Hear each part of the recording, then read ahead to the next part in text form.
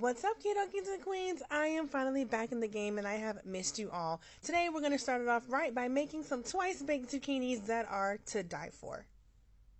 For this recipe, I used 3 large zucchinis, relatively the same size. Next, I went ahead and cut all of them down to center to give me 6 boats. When you're done, it should look just like this.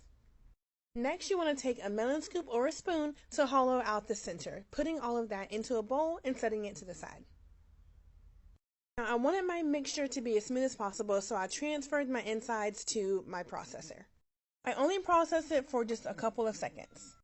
Make sure you drain off that extra moisture.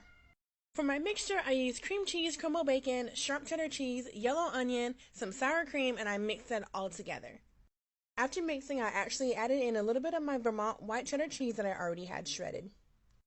Now we're going to season it up. You can use whatever you like. For mine, I use salt, pepper, paprika, onion powder, and garlic powder.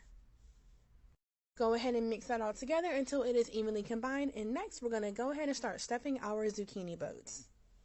Just look how good they look already. I topped them off with some Parmesan cheese and popped them in the oven for about 30 to 35 minutes on 350. And these came out perfect. I promise you are going to love this dish. It is so good. Please let me know if you try it. I paired mine with some seasoned pork ribs and I couldn't have been more satisfied. Like, comment, share, and happy holidays.